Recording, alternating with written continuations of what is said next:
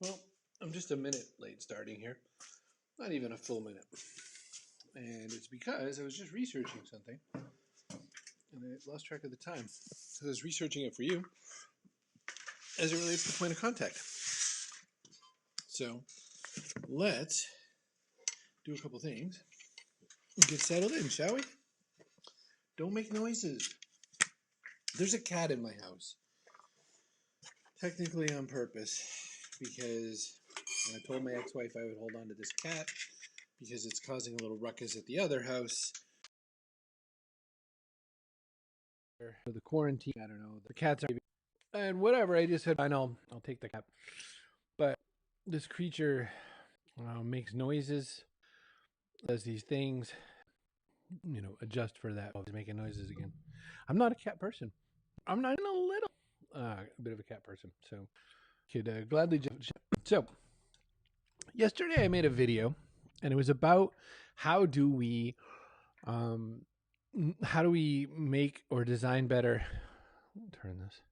There we go. How do we design better webinars and live video experiences for people? One of the things I pointed out was that my style is my style. The kind of broken pieces of my style are my style. But you can't climb up here. I do not like felines.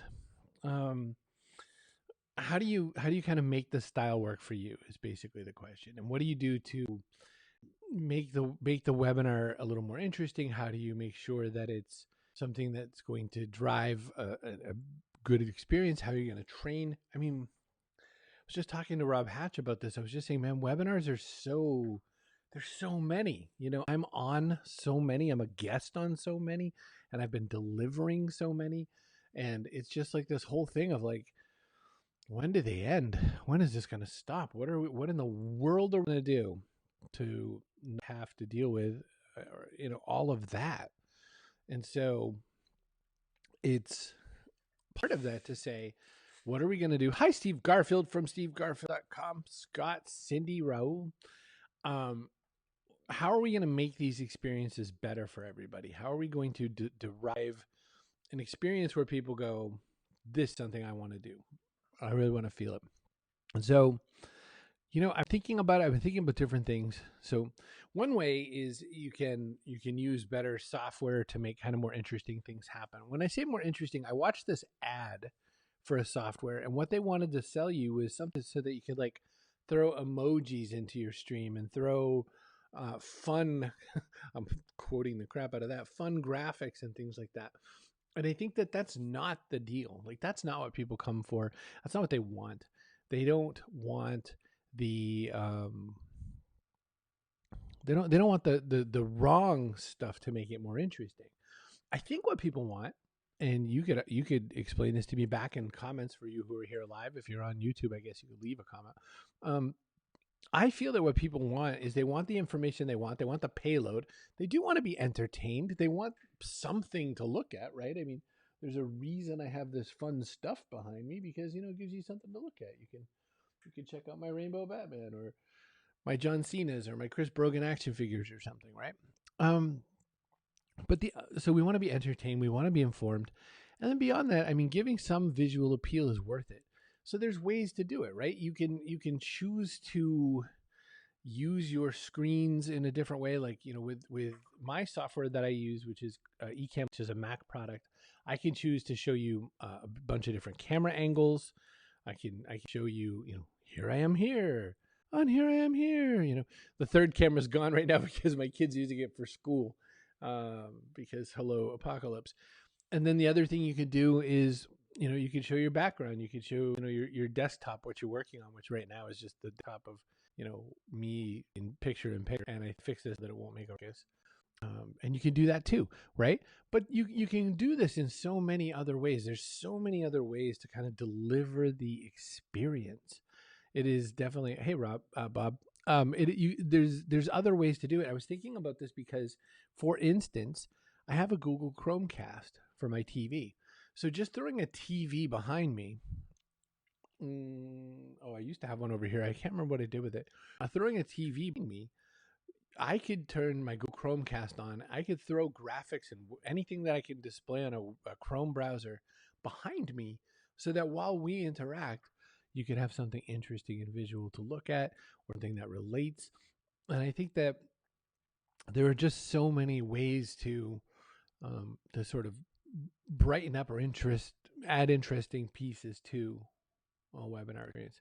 Chloe says, and I like this, by the way, I really love work with me webinars right now, live streams that are, just people kind of working and sitting around and whatnot. It's just kind of like a let's work together kind of streams. I've seen those, by the way. I've seen the ones where it's like kids studying and how that's become a really popular genre. And you just, just a student listening to music, studying or whatever, and you kind of chill and listen and study. And it sort of feels like you're studying with somebody. And, when they came out, there were all these articles saying, oh, isn't that pathetic? You have to kind of hang out and pretend you're, with somebody, but you're not. And here we are in the quarantine where this is pretty much what we have to do. It's not a choice of whether or not you're some kind of loser. It is this is the way to come. I've also noted that all the people that I used to give my time to, the late night hosts, who I'm not enamored with any of them. I don't find any of them particularly interesting. And I feel like it's so clear that the writer's room was a powerhouse in a lot of these shows, because with no writing comes an utter lack of particularly interesting banter and that sort of a thing, which surprises me given how many years that they've been doing what they do. But what I was going to say was it's of note that it's not necessarily the background. The background is this brief distraction that we look at, but it's how we integrate the things around us. You could do a puppet show maybe. It's how we integrate the things around us to make it more entertaining and more engaging. One way I'm engaging, I am so itchy, and I'm not allergic to cats like Raul. I'm just woke up itchy. Maybe I am allergic to something. So what do we do? How do we do something? How do we engage people a little more? I'll give you a few ideas I had. So one, as I said, use the Google Chromecast. Throw a TV behind you so you can do something like that, or just stand in front of your TV. You don't have to do anything particularly interesting. You could do this kind of stuff, taking your laptop somewhere. Get a stand. Let me put these up on the screen. Let's see. I'm gonna go to I'm allergic to webinars. I'm feeling that way. We have to announce our next owner webinar, and I was just like, can we call it something different? I'm just so bored of webinars. Show you the stand that I use, one like it. I was thinking about this too for presentation, because I am sitting like anyone is, when they're in front of their computer a lot of times. I don't think it's that interesting a look. And so here we go. This is what I'm talking about. $41. Yeah, that's about what I'm talking about. $41 isn't so bad. This is, go to my eCam.